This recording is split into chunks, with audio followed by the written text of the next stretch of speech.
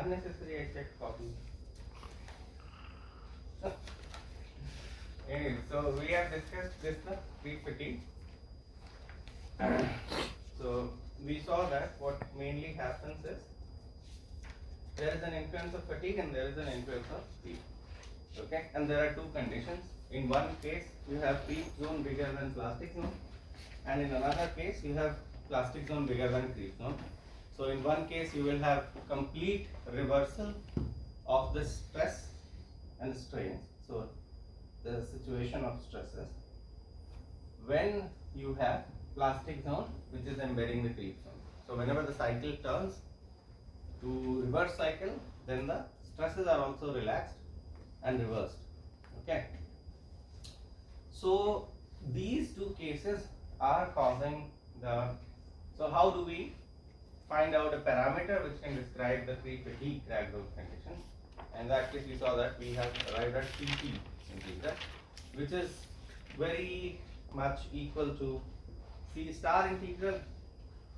A little difference is there, but forget about those differences and take CT as if it is C star only. So when we model using a vector, C star and CT are same.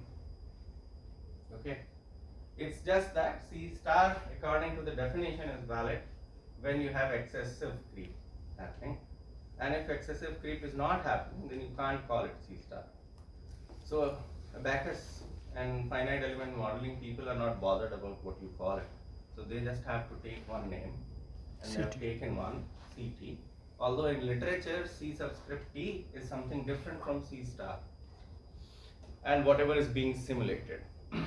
So CT, which is discovered by Saxena, is not a line integral theoretically. It is there to improve the experimental ease to calculate or to measure the crack curving things, parameters. So these two cases are there, and the difference in these two cases are that in one case when creep zone is bigger than plastic zone, in that case CT is changing in every cycle. Okay, the range is changing, and in the other case when plastic zone is bigger than CT, in that case CT integral is not changing in every cycle. A little bit change is there, but the range more or less remains the same. Okay, so how do we define CT? So then we are going to have n number of cycles. Okay, and for those n number of cycles, in first case you are going to have different values of CT changing the range, and in the second case you are going to have CT in the same range for a number of cycles. So then we should define an average value of this for a number of cycles. Okay, and how do you get it? You can get it by integrating this over the number of cycles, and then you have to divide by the time so that you get the same thing. So it's like finding an average. So you have to divide it by some time parameter, and then you have to take an integration of a function of time and number of cycles and plus 1, and here you have to have CT dt. Okay, so something like this. Come again? Holding time is holding time. That is holding time. So we have seen all those nomenclature, no? So you have TR, then T hold, and then T D. Okay. So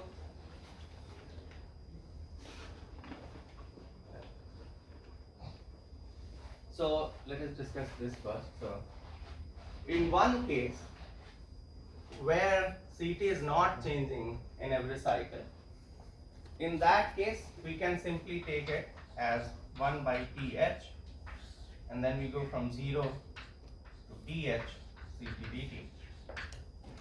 Okay, and this is for lab testing. This is not for real scenario. So the design criteria will be tested in lab, not in real scenario. For real scenario, what can you do? For real scenario, you cannot use this because TH will be changing for every cycle. So you'll have to do this for every cycle. Okay, so either you write a code from the load displacement behavior where you calculate CT in every cycle, and then you find out the hold period, and then you do the integration. So for every cycle you will have different CT average. And so one case will be this, and this case will be applicable to B, where the ranges are not changing. So in every cycle you can just do the integration for the whole period and you can find out the value. The second value will be, so this function of Tn will be just a linear function where you will have time for the last cycle and then you will have time for the current cycle. So in every interval you are calculating the average. Okay. Fine. So we have one parameter which is CT average, which we can use for creep fatigue crag growth, and we have divided again. We like dividing things usually in two categories, but there are more than two categories.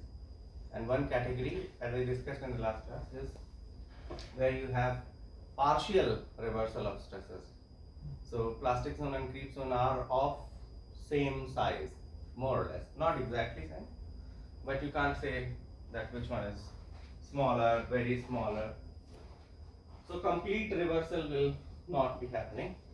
But before that, so this is how you calculate CT from. So here, how do you calculate CT average? You have to find out CT.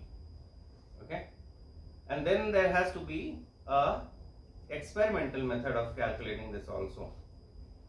Okay, so here CT you can apply from the equations which you have. So you can also use the equation, line integral equation of C star, and you can find out CT average for theoretical calculation, for modeling. So for the real scenario where you don't have trapezoidal waveforms like that, in that, so the loading is not happening in this systematic manner.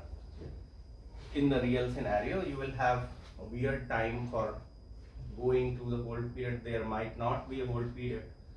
Okay, so in that case, how do you do it? In that case, you will have to model it using finite element. You will have to model the real loading cycle, whatever it is. So you can have a loading cycle which may look like this. Okay, and if this is the real loading cycle, so that is your load versus time plot, that one, which you get from the, for example, aircraft data. Okay, then you make or sketch the component which you want to analyze, so for example the turbine blade, and then you take this load versus time value, okay, and then you apply this situation in your simulation. Okay, and for this deformation you will have to also simulate the crack growth. For doing that you can have two possibilities. One is to simulate through damage.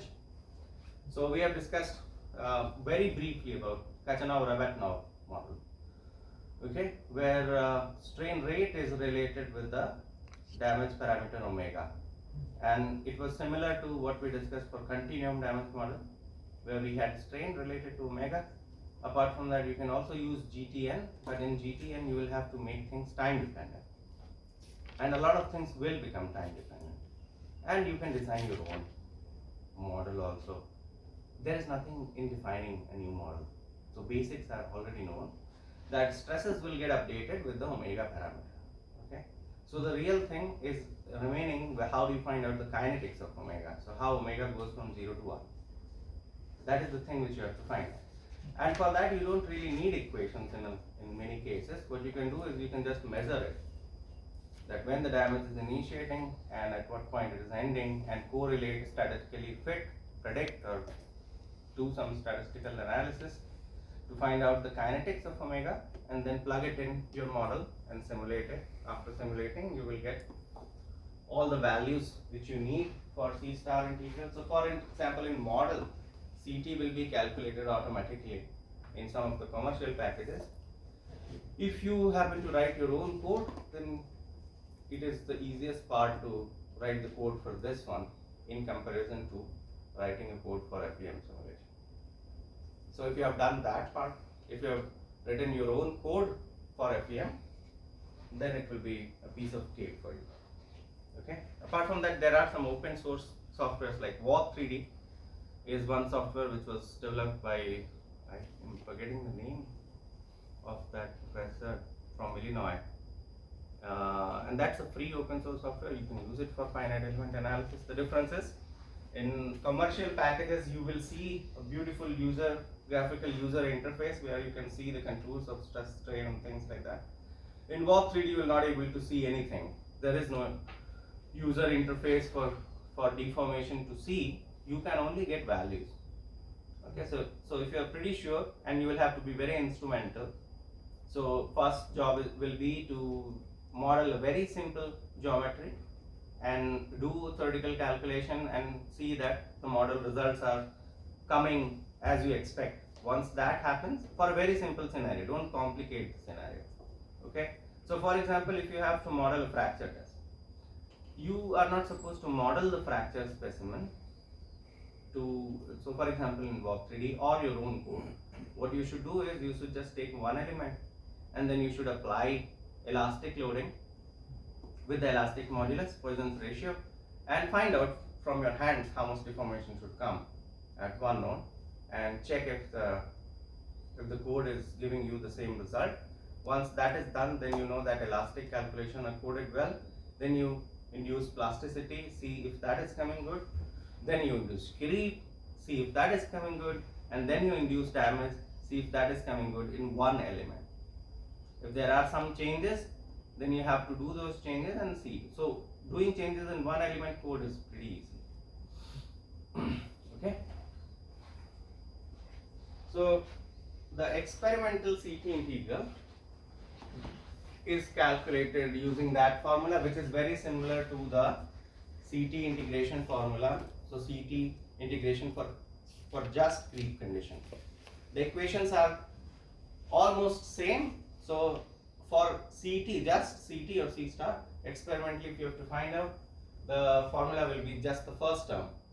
Okay, and in the first term you will not have delta P, you will have P, because that will be a constant loading. Okay, instead of delta VC, you will have VC dot. Okay, so that will be dVC by dt. Those are the differences. Here, because there is a cyclic loading also involved, instead of P you have delta P, and instead of VC dot you have delta VC divided by the whole time period TH. Okay, and then F dash and F are the same functions which you have, and then you have another function of eta and C star and all those things. And for a very good reason, and most of the cases for CT specimen, the second term is found to be insignificant. Okay, so then that term goes away and you only have the first term from which you can calculate the experimental CT average value. Okay, and testing is done in a pretty same way like you do for creep test. Okay, so you have the CT specimen which is inside a furnace, and then you have current source which you are applying, so that is DC PD. So you have a source which is the current is going through the specimen from one end to another end, and it is going to find, that's what they say, those who know electricity well, more than me of course, that current will find the shortest path. There has been some recent debates on that, but that really electrons do not move all the way. They don't really move. Okay. But anyways, we'll not go there because that's not my area of expertise. So the current is going to take all the paths, and I believe the probability of the shortest path will be maximum. It's not that current is going to take only the shortest path. So whatever is the path is, it is dependent on the resistivity and the geometrical dimensions of the specimen. Resistivity is a material property which is not going to change. So as the crack will grow, geometric dimensions will change. So your ligament length will change, thickness is not going to change. So this area is going to decrease, and that will be affecting, if you are providing constant current, then that will be affecting the voltage drop in the system, because your resistance of the material is changing. So V is equal to IR, R is changing, I is constant, so V will be changing. Okay, and that is what you will be measuring from these two wires, and that will be showing on the screen, from where you can calibrate it for the crack growth condition. How do you calibrate? So you only have 2 points before starting the test. You know where the crack is only from the surface, and after breaking it you can look at it under stereo microscope. Electron microscope will not be good for bigger samples. Stereo microscope is good, and there you can see what is the initial crack length, what is the final crack length, so you know one value of delta A, and that you have to calibrate with the voltage drop which you are getting at the end. Once that is done, you have a correlation of delta V, which is voltage drop versus crack growth, and from that you can calculate crack growth. Okay, and then you have this COD gauge, which will be giving you how much crack is opening. From that you can calculate CT or not. CT calculation is on you. Okay, and then you have loading cycle, which has to be fed by the experimental program. So in many of the instrument you have this functionality to induce a loading cycle, or a function which you can generate and supply to the machine, and machine will apply the load as you have asked it to. Okay, so and in many of the cheap machines you don't have that facility, so you can't do that kind of testing. Okay, so you have to engage manually there maybe. So you load it, then hold it manually, then drop it, and then every cycle you sit there and induce a lot of human error. 4 cycle ही बस हो गया तो creep हो गया. Okay, fine. So this is how you do it. And then this picture is for a situation where there is partial reversal of stresses. So we have seen 2 situations where we have complete reversal and where we have no reversal of creep. Okay, in this case you have partial reversal of creep, which was the middle ground which we left. Okay, and for this case, so what is happening is this is the displacement which is appearing in the hold period. Okay, so the hold period begins from here, okay, and it ends there, and in that range you have this much amount of displacement appearing, and then reversal is the difference between this point and this point, the displacement which is in the beginning of the next cycle and the displacement which is there in the end of the first cycle or the previous cycle. Okay, and then there is a parameter which is defined, which is a ratio of delta VH and delta V R. Okay, and this is represented as CH. It's not a parameter comparable to C at all. It's just a ratio of delta VH by delta VR, and then this somehow gets in combination with what CT you are calculating for the cases where you have partial reversal of creep. So in that case, CT average will be calculated by CR divided by TH, and rest of the things will remain same. The second term in this case will also become insignificant, so you can only play with the first term. Okay, so this term is this one, except you have CR there. Okay, and this is this equation, not this one, the lower one. Where plastic zone was bigger than creep, that equation is being followed with an additional term of CR. Okay, and what do we see here? Just another graph to see what do we have. So let me know your observations. What do you see from this graph? So there is huge amount of data, and all of them are on the same material.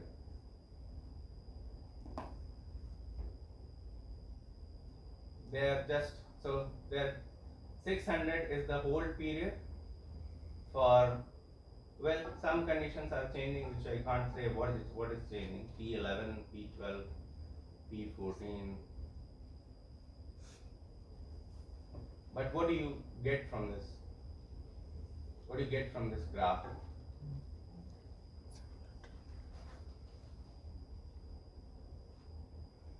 What is your observation?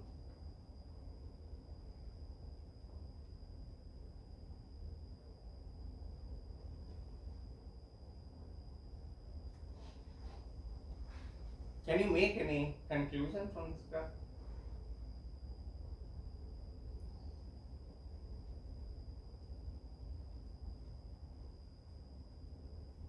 If you have to make some conclusion, what will you Sir, make? in all cases, dA by dt average is increasing with CT average. Yes, correct. Anything else?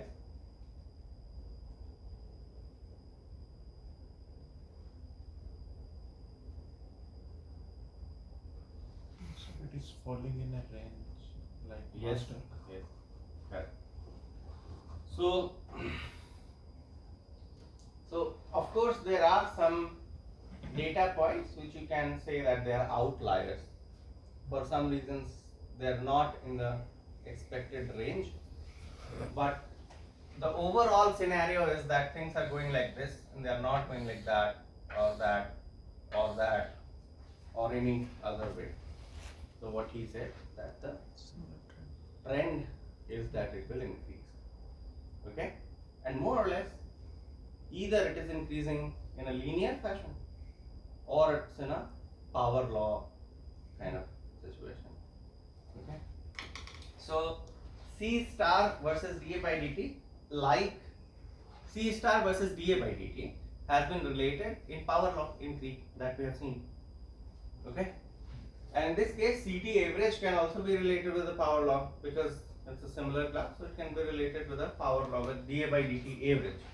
Okay, so here we have dA by dt average and we don't have the info for the fatigue. So dA by dt average is the dA by dt in every cycle, and then you divide it with the number of cycles. You add them up and divide it by the number of cycles, then you get the average value of that.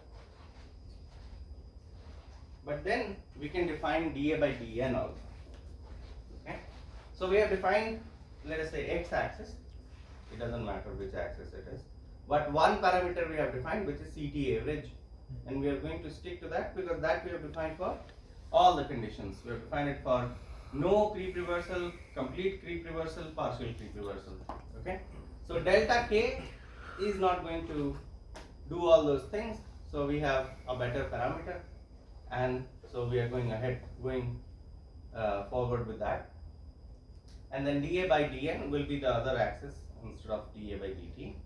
And dA by dN can be defined as the summation of dA by dN, which is appearing because of cyclic loading, and dA by dN, which is appearing because of creep loading. Okay, so how do you get dA by dN because of cyclic loading? The first term in the first equation, Paris law. So that is related to delta K, or in some cases, very few cases, delta J also. Some people have tried relating the things with delta J, and then they convert delta J to delta K. Okay, so in literature there used to be a thing that people used to write K1C, which was calculated from J1C.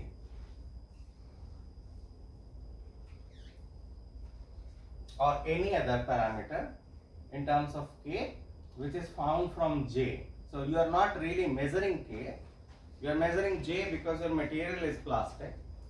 Okay, it is of course not going to be elastic when you are putting it at high temperature. Okay, so a lot of people used to write this and they will mention that this is found from J1C, but then again there was a group which says that this K is not equal to the K which you will measure experimentally or theoretically. Okay, so then you have to tell that you have found this from J, so you have to write it in a different way. So if it is J1C, then you will write K J1C. Okay, so the first term will be dA by dN, which is coming because of the E, will be equal to A into delta K. Okay, from Paris law. And for that you will have to either have those parameters or you will have to do the fatigue test to find those parameters at that temperature. Don't do it at room temperature. Okay, because that will be stupid. Okay. And the other part, dA by dN, because of creep, how will you find that? How will you find this?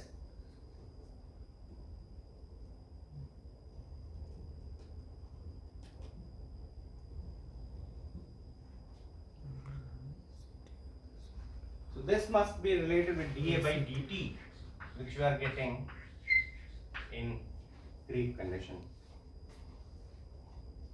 Okay, so this is what, millimeter per number of cycle, and this is millimeter per second or per hour, right? So this you have to multiply with the whole period. Okay, so then you write TH, which is the whole period, and this will be changing in every cycle. Okay, so this will be hour per cycle, and then you will have dA by dN. And then you add these and you get the total dA by dN. There is another definition of dA by dN which people use, and that is called dominant damage mechanism. Dominant damage is both of creep and fatigue in every cycle will not be doing the things. One of them will be leading.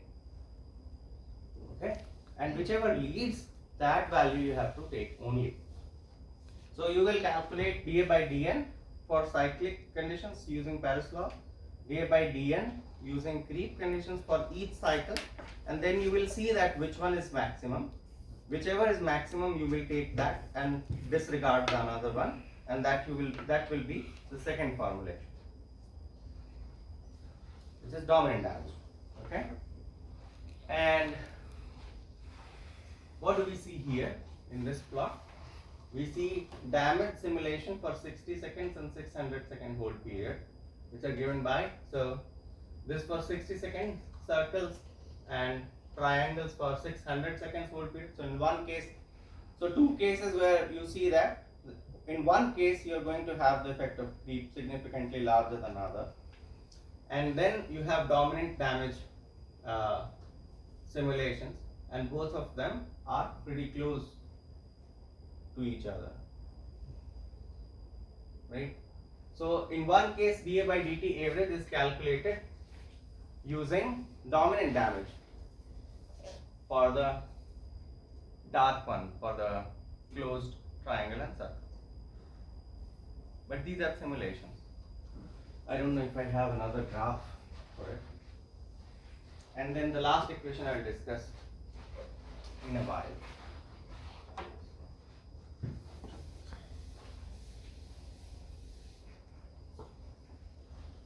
So the last equation is dA by dN is equal to C naught delta K. What is this? City. H naught.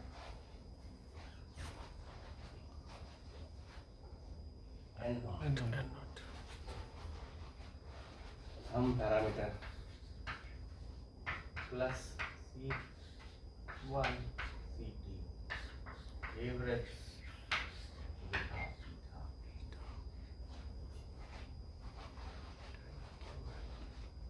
theta. When you do these calculations, if you have to do it, I don't think that you will be doing it. But if you have to do it, or similar kind of calculations when you do it, you have to be pretty sure, because what happens is that you read your literature and you see these kind of plots, and then you just plot your things and you proceed with it. Take care of the units.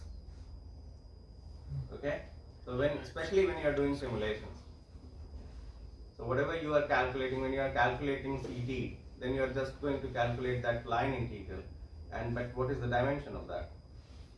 What is the unit of that? Do you need a unit conversion? Because this will create a lot of problems. Okay, because usually what happens is the J integral which we calculate, for example, is in kilojoule per meter square. Okay? In simulation it comes out to be in Newton per millimeter, which is same to that. But that you have to check, because I'm just saying it. So I might be wrong. Okay? So if you are providing your dimensions in millimeter in the modeling package, and if you are providing forces in newtons, then the stresses will automatically come in megapascal. So you will have to provide elastic modulus also in megapascal, not in pascal. And then J will have this unit. Okay? If J has this unit and you want to find out K from J, how will you do it? Root J.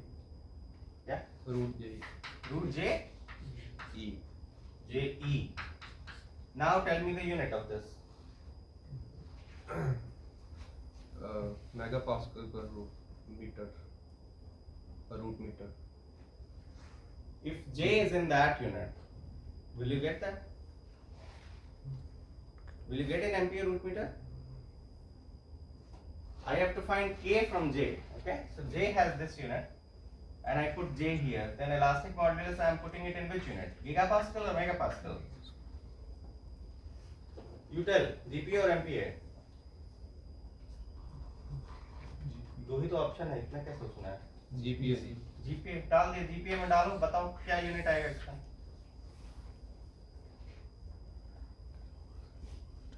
बताइए क्या आएगा?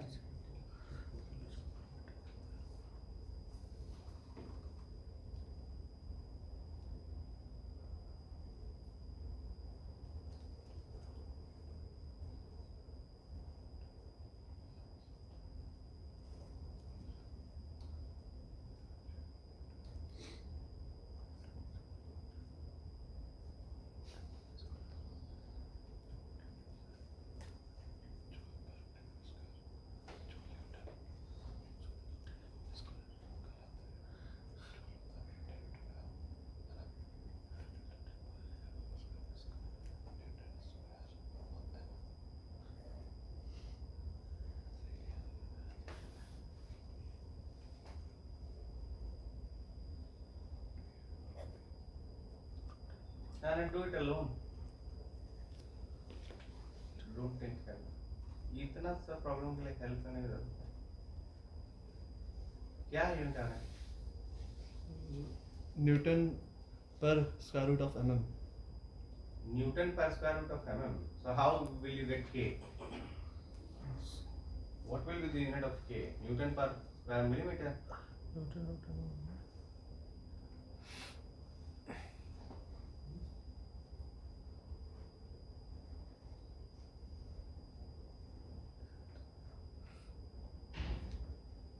So is Newton per millimeter square root is equal to ampere root meter. So then what you will have to do? नहीं पता? अरे क्या नहीं आ रहा है? नहीं, वो तो यूनिट आ गया. आ गया? बताइए क्या है? Kilo newton upon root metre. Kilo newton upon root metre. Into 10⁹. इसके अलावा 10⁹ भी है. So you are getting this equal to kilo Newton square meter square, huh? Into 10⁹. This you are getting. अब ये एम्पियर रूट मीटर के terms में कैसा दिखेगा? You convert it to ampere root meter. If you are getting this, whatever you are getting, convert it. We are discussing CFCG, and this is where we are.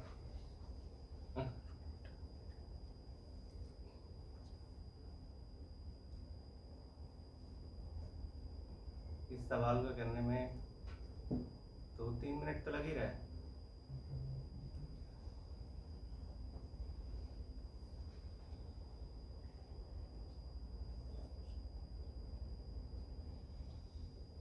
Sir, megapascal mm to the power 3/2. This should this be the unit of K? That means we are wrong. ये unit है क्या K का? K का unit लाने के लिए क्या करना पड़ेगा? कुछ करना पड़ेगा। रुद्राक्ष कुछ करो। So you have J, which is kilojoule per meter square, and then you have gigapascal, which is 10 to the power 9 into Newton meter square,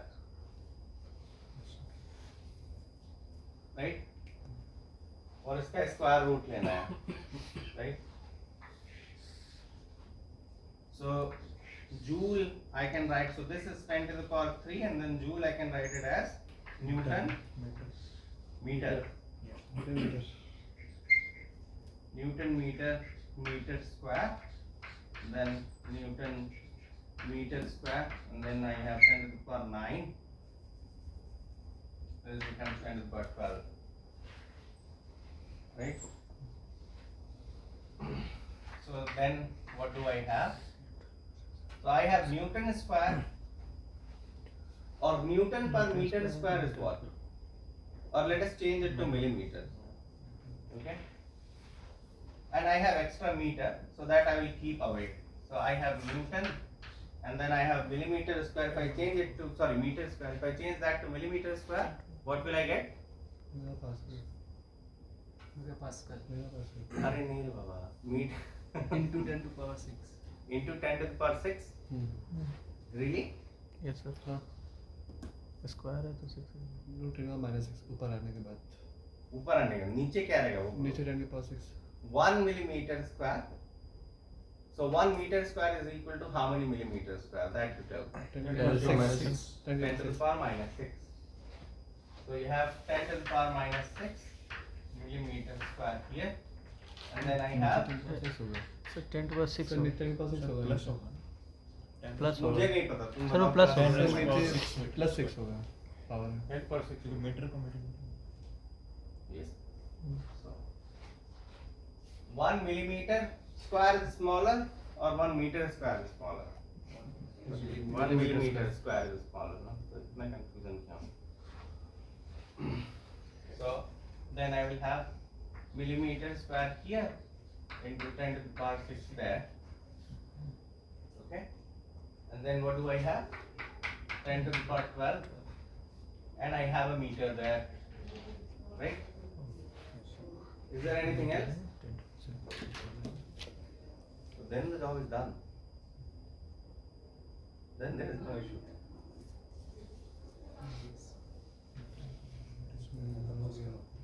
So you are getting Newton, MPa, root, millimeter, and all those things. How are you getting that? So this is megapascal, this is megapascal. Okay? And this and this and that is gone. So I have square root of MPa square metre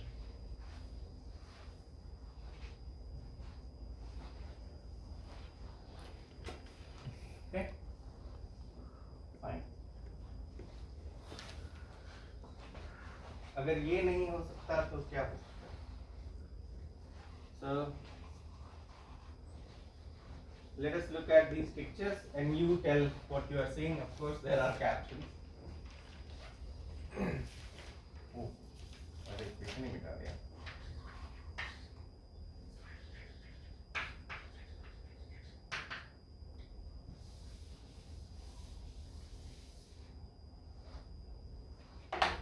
बोलो, what do you see?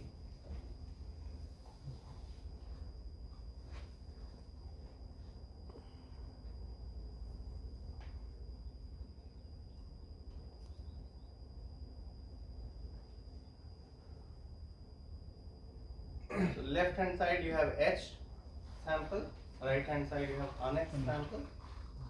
Okay, under cyclic loading at 538 degrees Celsius.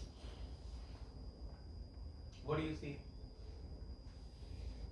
One is that it is a transgranular crack. So oxides are getting formed at high temperature. Where are those oxides? So it's written the oxide spikes. It is written, yes. That is true, but where are they? So I think that we can see in edged part. No. In etched? No, sir. those are sir. grain boundaries. Yes. Oxide spikes should be visible also in an etched Unetched. form. So those are oxide spikes, which is visible in an etched form. Okay. And what do you see in the lower picture? Unetched displacement on the, why they have written, okay, so this is reverse, unetched on the left hand side, etched on the right hand side. And what kind of crack growth is happening? Is it transgranular or intergranular? Because it is written. It is intergranular. And what do you see? What are these? What are these? What are these? What are these? What are those dots? Void collisions. Cavity. Cavity. These are voids only, but we call them cavity because they form at grain boundary. Okay. So you see that this cavity has become much larger. So this is similar to the picture which we have seen for the tensile sample where we saw void coalescence, right? And you see that this is the original crack. Okay. You also see some feature which looks like what we discussed in fatigue crack growth. In just fatigue crack growth, okay, so the tip somewhat looks like that, but then you have a fine detachment here also, which is along the grain boundary. It's not a smooth line. It's not a smooth line. Okay, so you have a lot of damage already ahead of the crack tip, and then crack just joins them. तो tsunami के आने के पहले तबाही हो गया है, फिर उसके बाद पानी आके, so it's like, who was that Khilji when he went to the what was that fort of Ratangarh, Ratan Singh. Yeah, so everything was finished already. So everything was over. Everyone died in fire. There was no enemy, nothing left, and he just went. Nothing was there. So the crack also joins like that only. So before the crack, it is also like Alexander. Well, that's the story. Like when Alexander was coming to India, then the first king surrendered. And a lot of kings also, not only Indian kings, but a lot of other kings also, they just hear that this guy is coming and they will just surrender. And similar thing happened with, I don't know, one of the invaders, no? What was his name? Tamur. When he came in the time of some descendant of Mughal, he was also Mughal, but he was not, what do you call him? The great Mughal. He was probably after Aurangzeb. After Aurangzeb also there are some smaller